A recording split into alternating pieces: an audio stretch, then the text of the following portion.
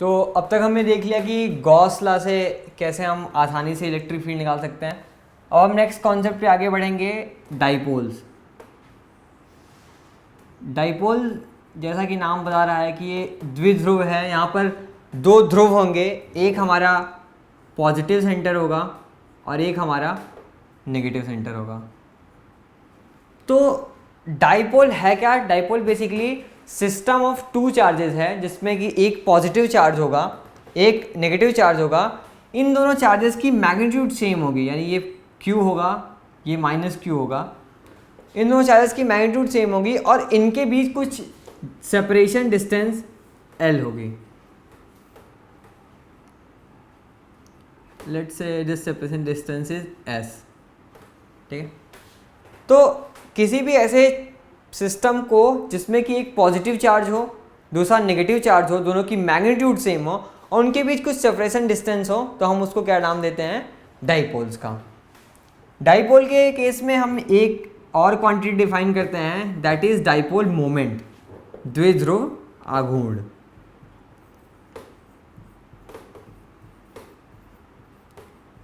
Dipole moment क्या है? Dipole moment basically product of charges with distance between them. यानी dipole moment जो होगा, हम इसको कैसे डिफाइन करेंगे? किसी भी चार्ज का मैग्नीट्यूड, ये पॉजिटिव Q, क्योंकि दोनों चार्ज पार्टिकल्स बराबर हैं तो किसी का भी हम मैग्नीट्यूड ले सकते हैं, कैपिटल Q गुणे product of this capital Q into S।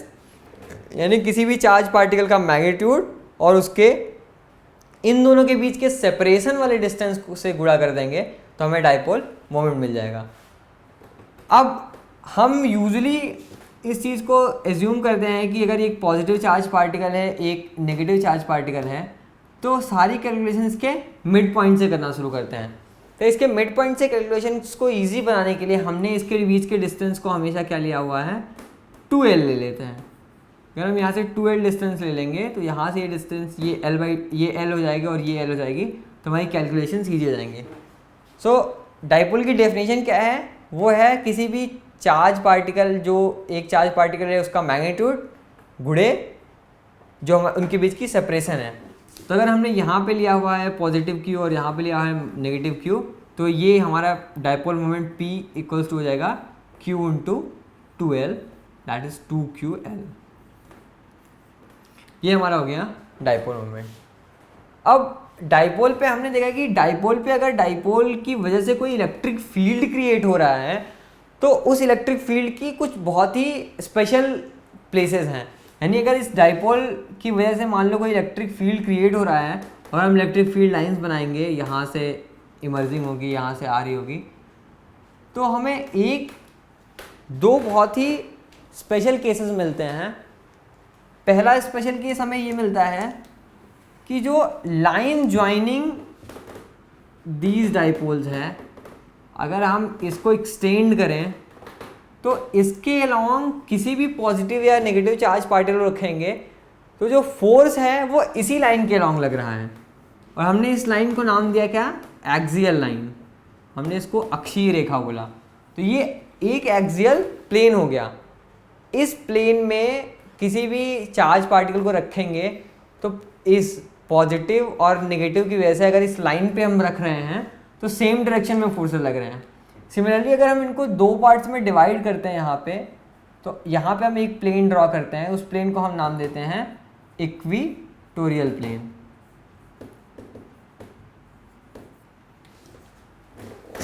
एक और बहुत ज़रूरी बात डाइपोल्स के केस में कि डाइपोल्स यूजुअली हमें देखने को कहाँ मिलते हैं? हमें डाइपोल्स एटॉमिक लेवल पे देखने को मिलते हैं। तो जो इनके बीच की सेपरेशन डिस्टेंस होती है ये 2L, ये बाकी डिस्टेंसेस के कंपेयर में बहुत स्मॉल होती है। यानी अगर हम इस डाइपोल की वजह से इलेक्ट्रिक फील्ड किसी पॉइंट X पे निकाल रहे हैं, अगर हम यहाँ पे कोई निकाल रहे हैं जो कि इसके मिड पॉइंट से R डिस्टेंस पे है लेट से, तो यूजुअली ये हमारे जो दो पार्टिकल्स होते हैं ये हमारे एटॉमिक लेवल के पार्टिकल्स होते हैं। पर जो हमारे ये डिस्टेंस होता है ये एटॉमिक डिस्टेंस नहीं होता है। मतलब अगर ये मान लो 10⁻⁻12 के मैग्नीट्यूड का है और ये 10⁻8 के मैग्नीट्यूड का है, तो इस 10⁻8 के मैग्नीट्यूड के कंपेयर में इसको हमेशा इग्नोर किया जा सकता है। तो लेट्स से कि अब हम निकाल लेंगे कि किसी भी डाइपोल की वजह से इलेक्ट्रिक फील्ड कैसे जनरेट होता है और उस इलेक्ट्रिक फील्ड की प्रॉपर्टीज़ का स्टडी करेंगे।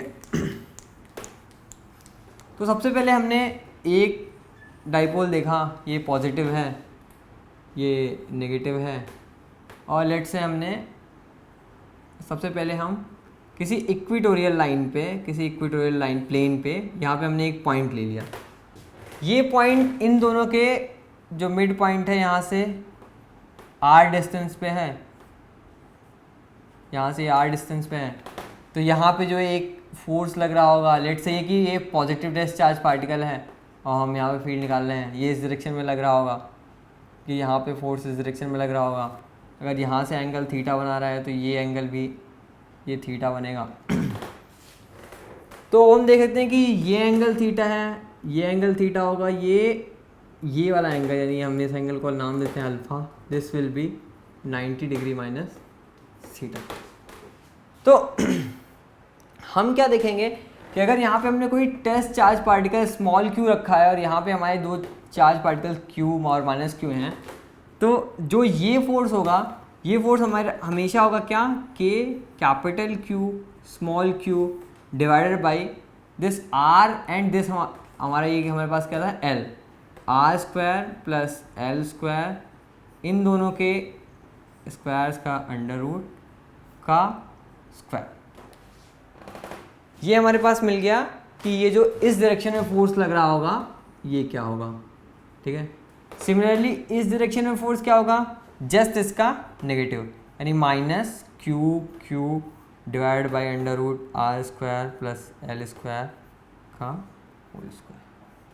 और हम देखते हैं कि कॉस अल्फ़ा अगर कंपोनेंट लेते हैं, हम इसका कॉस अल्फ़ा कंपोनेंट लेते हैं, ये एंगल भी अल्फ़ा होगा, और हम इसका कॉस अल्फ़ा कंपोनेंट लेते हैं, तो दोनों के कॉस कंपोनेंट्स एक दूसरे को कैंसिल करें। इसका कॉस कंपोनेंट नेगेटिव नीचे लग रहा है, इसका कॉस कंपोनेंट ऊपर लग रहा है, और वो दोनों ऑपोजिट डायरेक्शन में होने की वजह से एक दूसरे को कैंसिल कर रहे हैं, जबकि जो साइन कंपोनेंट्स हैं, साइन अल्फ़ा कंपोनेंट्स हैं, वो जुड़ रहे हैं। और हमने देखा कि साइन अल्फ़ा अगर निकालेंगे तो sine alpha will be equal to cos theta, because 90 minus theta है। तो यानी थीटा के टर्म में अगर हम किसी पॉइंट जो कि यहाँ से थीटा एंगल बना रहा है, अगर हम थीटा के टर्म में निकालते हैं तो हमारे थीटा क्या होगा, हमारा थीटा हमारा ये वाला एंगल होगा। तो हमारे कॉस कंपोनेंट्स आपस में जुड़ रहे हैं और साइन कंपोनेंट्स आपस को कैंसिल कर रहे हैं। तो हमने इनटू कॉस थीटा कंपोनेंट्स को 2 टाइम्स अगर कर दिया गया तो ये हमारे पास net force due to a dipole मिल जाएगा। और हमने इस एफ नेट को अगर हम ई नेट की तरह यूज़ करना चाहें तो हमारे पास net electric field due to this dipole आ जाएगी, that would be 2k capital Q small q into cos theta. अब हम कॉस थीटा को लिखेंगे r और l की फॉर्म में। तो कॉस थीटा क्या है, cos theta is l upon r square plus l square का अंडर रूट। तो कॉस थीटा की वैल्यू हमने क्या लिख दी, l upon under root r square plus l square, और स्क्वायर यहाँ पहले से ही था तो हमारे पास ये जाएगी इसकी पावर 3/2। अब हमने ऐसा डिस्कस किया था कि ये जो डिस्टेंसेस r होती हैं ये यूजली नॉन एटॉमिक होती हैं, और जो ये डिस्टेंस l है ये एटॉमिक लेवल की डिस्टेंस है। तो हम इस r स्क्वायर को l स्क्वायर के कंपैरिजन में इस l स्क्वायर को r स्क्वायर के कंपैरिजन में निगलेक्ट कर सकते हैं। निगलेक्ट करना हमेशा हम किसी सम या मतलब हम किसी के साथ जोड़ने या घटाने के टाइम में निगलेक्ट करते हैं। लेट्स से अगर हमारे पास कोई एक यूनिट है 10⁻⁻12 के लेवल की और हमारे पास दूसरी है 10⁻⁻4 के ऑर्डर की, तो हम अगर इन दोनों का प्रोडक्ट कर रहे हैं तो हम किसी को नेगलेक्ट नहीं कर सकते। अगर इन दोनों का प्रोडक्ट करेंगे तो हम ना इसको नेगलेक्ट कर सकते हैं ना इसको नेगलेक्ट कर सकते हैं, क्योंकि प्रोडक्ट जो होगा वो इन दोनों के प्रोडक्ट से जो यूनिट आएगी वो इन दोनों पे बहुत ज़्यादा डिपेंड करेगी। पर अगर हम मान लो इसका सम लेते हैं 10⁻⁻4 प्लस 10⁻⁻12 का, तो इसका जो सम है वो 1.00000 a lot of zeros plus 1 into 10⁻⁻4 -4 आएगा, जो कि बहुत ज़्यादा नियर है 10⁻⁻4 के। तो इसलिए हम 10⁻12 को 10⁻4 के रिस्पेक्ट में निगलेक्ट कर सकते हैं। सिमिलरली अगर यहाँ पे समेशन की जगह मान लो हमें घटाना होता, हमें सब्सट्रैक्ट करना होता, तो भी हम नेगलेक्ट कर सकते थे। तो हम हमेशा किसी भी दो क्वांटिटीज़ को जब नेगलेक्ट करने की बात करते हैं तो हम उसको हमेशा सम या सब्सट्रैक्शन यानी जोड़ना या घटाने के टर्म में नेगलेक्ट करते हैं। तो अगर हम यहाँ पे L को निगलेक्ट कर दें इसके टर्म में, तो हमारे पास ये L नहीं बचेगा और हमारी जो ये डेफिनेशन है वो सिंपली क्या जाएगी कि E net will be equals to 2k q sorry हमने ये एफ नेट लिखा था। ई नेट के लिए हमें टेस्ट चार्ज पार्टिकल से डिवाइड करना होगा और टेस्ट चार्ज पार्टिकल से डिवाइड करेंगे तो हमारी ये स्मॉल q माइनस हो जाएगा। यहाँ पर f था इसलिए हमने यहाँ पर एक q चार्ज पार्टिकल रखा था। जब f की डेफिनेशन लिखी तो k q into small q लिखा। जब हमें e निकालना है तो e will be equals to e हमारे पास क्या हो जाएगा f net divided by q। f net divided by q अगर हम लिखेंगे that would be e net, और e नेट जो होगा वो हमारा होगा 2kq इंटू l और यहाँ पर हमारे पास आ जाएगा r का q। तो अभी तक हमने देखा कि जो डिस्टेंस के मतलब एक पॉइंट चार्ज पार्टिकल के लिए डिस्टेंस के स्क्वायर के प्रोपोर्शनल था, वो अगर हमारे पास एक डाइपोल है तो जो ई नेट होगा, E net from a dipole, E net is proportional to 1/r³ अगर हमारी डिस्टेंस r है, जो कि l कांस्टेंट है तो सिर्फ वो r पे डिपेंडेंट कर रही है for larger distances r compare to the l। अब हमारे पास जो दूसरी पोजीशन है हम उसकी एनालिसिस करते हैं। हमारे पास दूसरी पोजीशन क्या है, एक्सियल पोजीशन। ये हमारे पास इक्वेटोरियल के लिए इलेक्ट्रिक फील्ड आ गई। अब हम एक्सियल पोजीशन पे देखें अगर मान लो तो लेट्स से ये बहुत गंदा हो गया हम एक्सियल पोजीशन के लिए एक डाइपोल ड्रॉ करते हैं। लेट्स से कि हमारे पास एक डाइपोल है, ये पॉजिटिव चार्ज है, यहाँ से हमने आगे गए एक नेगेटिव चार्ज से मैग्नीट्यूड कर लिया और हम इसके मिड पॉइंट से r डिस्टेंस दूरी पर यहाँ पर एक r लिया, ठीक है, और इस r डिस्टेंस की दूरी पर हमने एक पॉइंट ले लिया और इस पॉइंट पर हम निकाल जाते हैं कि नेट फोर्स क्या होगा। तो फोर्स की जगह हम सीधे इलेक्ट्रिक फील्ड ही लिखते हैं। दो पॉइंट चार्ज पार्टिकल हैं, ये नेगेटिव है, इसकी वजह से जो फील्ड होगी वो होगी k माइनस कैपिटल Q। यहाँ पे हम चार्जेस लिख देते हैं k minus capital Q upon r²। अब हमें पता है कि ये डिस्टेंस r जो है वो उसके मिड पॉइंट से है, तो यहाँ से डिस्टेंस क्या होगी r माइनस l का स्क्वायर, तो ये हो गया r माइनस l का स्क्वायर। सिमिलरली ये तो हो गया e due to minus q, e due to q हो जाएगा kq upon r plus l का होल स्क्वायर। अब हम इन दोनों का अगर डायरेक्ट सम ले लें, क्योंकि यहाँ पे जो इलेक्ट्रिक फील्ड होगी इसकी वजह से इस डायरेक्शन में होगी, इसकी वजह से इस डायरेक्शन में होगी। हमने डायरेक्शंस को पहले यहाँ पे ले लिया है अंदर, क्योंकि हमने चार्जेस को हमेशा विद साइन रखा हुआ है। तो हम इन दोनों का ई नेट अगर हमें निकालना है तो हम ई नेट को सिंपली क्या लिख सकते हैं, E net will be E Q plus E minus Q. तो अगर हमें यहाँ से ई नेट लिखना हुआ तो हम यहाँ से क्या लिख सकते हैं कि के क्यू कॉमन आ गया, के क्यू यहाँ पे मिल जाएगा हमारे पास 1/r माइनस एल का होल स्क्वायर, ये माइनस में है सॉरी, तो 1/l प्लस आर का square minus 1/r minus L का होल स्क्वायर। अब हम इसको फर्दर सॉल्व करते हैं तो हमारे पास दो होल स्क्वायर्स हैं, तो हमारे पास ये हो जाएगा कि के क्यू और ये नेगेटिव में होगा into 4rl divide by r plus L का square into r plus whole का एल का स्क्वायर तो हम यहाँ पे लिख सकते हैं कि आर प्लस एल का whole square into R minus L का होल स्क्वायर। तो अब हम इस L को sorry into L into no pi ठीक है।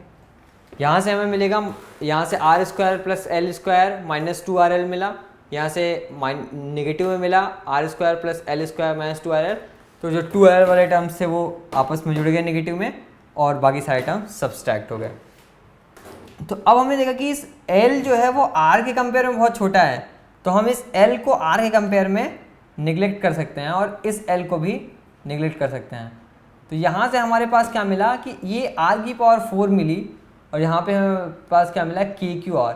तो हमने फिर इसको देखा कि फर्दर हम इसको सिंप्लीफाइड फॉर्म में क्या लिख सकते हैं कि E नेट इक्वल्स टू हमें क्या मिल गया KQL 4 times minus upon RQ। Equatorial plane पे हमें ये 2 टाइम्स मिला था, एक्सियल प्लेन पे हमें ये 4 टाइम्स मिल गया। पर एक चीज़ और है, अगर हमने इसको नेगेटिव चार्ज की साइड लिया तो हम देख सकते हैं कि अगर नेगेटिव चार्ज की साइड हम ले रहे हैं, अगर हम आगे नेगेटिव चार्ज की साइड बढ़ रहे हैं तो जो भी फोर्स होगा, जो भी यहाँ पे इलेक्ट्रिक फील्ड होगा वो नेगेटिव चार्ज की वजह से इलेक्ट्रिक फील्ड ज़्यादा होगा। पॉजिटिव चार्ज चूँकि दूर है तो पॉजिटिव चार्ज की वजह से इलेक्ट्रिक फील्ड कम होगा। तो हम यहाँ पर देख सकते हैं कि जब भी हम नेगेटिव चार्ज की साइड हमने फील्ड कैलकुलेट की तो इसकी वैल्यू नेगेटिव आ रही है। यानी अगर हम इस चार्ज पार्टिकल के इस साइड कभी भी वैल्यू कैलकुलेट कर रहे हैं तो हमें क्या मिल रही है, हमें ये इलेक्ट्रोस्टैटिक फील्ड जो मिल रही है वो due to negative charge particle ज़्यादा मिल रही है, due to positive charge particle कम मिल रही है। सिमिलरली अगर हम इसके इस साइड कैलकुलेट करते हैं तो हमारे पास यहाँ पे नेगेटिव होता, यहाँ पे R माइनस एल होता, यहाँ पे R प्लस एल होता और फिर हम जो वहाँ पे कंपैरिजन करते तो ये पॉजिटिव साइन ना आता। तो अगर हम इसको नेगेटिव चार्ज की साइड अगर R डिस्टेंस जा रहे हैं तो हमारे पास ये फॉर्मूला होगा। अगर हम पॉजिटिव चार्ज की साइड सिमिलरली R डिस्टेंस जा रहे हैं तो हमारे पास होगा 4KQL डिवाइडेड बाई RQ।